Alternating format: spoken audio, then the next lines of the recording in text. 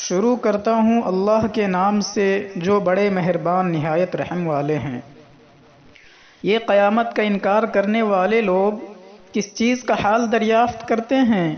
اس بڑے واقعے کا حال دریافت کرتے ہیں جس میں یہ لوگ اہل حق کے ساتھ اختلاف کر رہے ہیں۔ ہرگز ایسا نہیں، بلکہ قیامت آوے گی اور ان کو ابھی معلوم ہوا جاتا ہے۔ ہرگز ایسا نہیں، بلکہ آوے گی، ان کو ابھی معلوم ہوا جاتا ہے۔ کیا ہم نے زمین کو فرش اور پہاڑوں کو زمین کی میخیں نہیں بنایا؟ اور اس کے علاوہ ہم نے اور بھی قدرت ظاہر فرمائی۔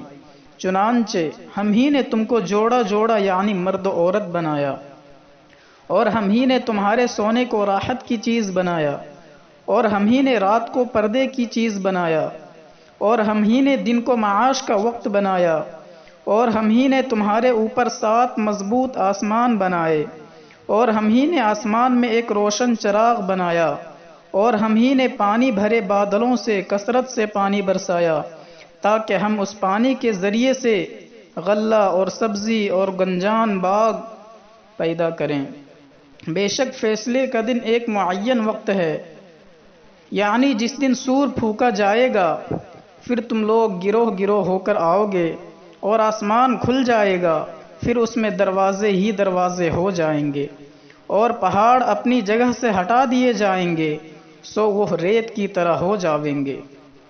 بے شک دوزخ ایک گھات کی جگہ ہے، سرکشوں کا ٹھکانہ ہے، جس میں وہ بے انتہا زمانوں پڑے رہیں گے، اور اس میں نہ تو وہ کسی ٹھنڈک یعنی راحت کا مزہ چکھیں گے اور نہ پینے کی چیز کا بجز گرم پانی اور پیپ کے، اور ان کو پورا پورا بدلہ ملے گا۔ اور وہ اعمال جن کا یہ بدلہ ہے یہ ہیں کہ وہ لوگ حساب یعنی قیامت کا اندیشہ نہ رکھتے تھے، اور ہماری آیتوں کو خوب جھٹلاتے تھے، اور ہم نے ان کے اعمال میں سے ہر چیز کو ان کے نامہ اعمال میں لکھ کر ضبط کر رکھا ہے، سو مزہ چکھو کہ ہم تمہاری سزا ہی بڑھاتے جاویں گے۔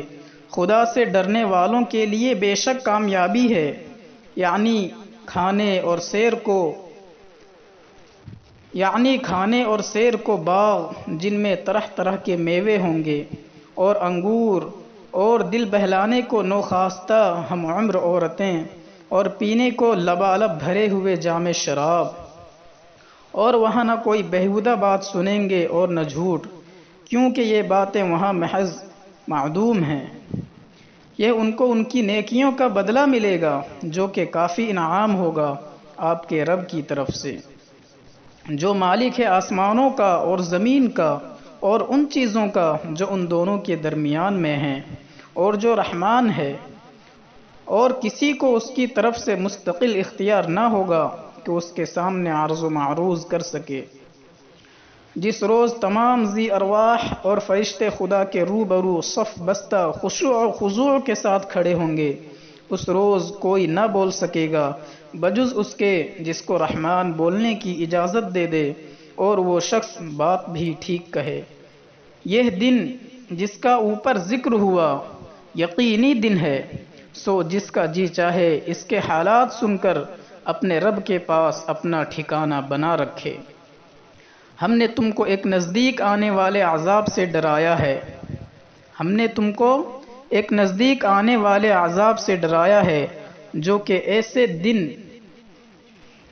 ایسے دن میں واقع ہونے والا ہے جس دن ہر شخص ان اعمال کو اپنے سامنے حاضر دیکھ لے گا جو اس نے اپنے ہاتھوں کیے ہوں گے، اور کافر حسرت سے کہے گا کاش میں مٹی ہو جاتا تاکہ عقاب سے بچتا۔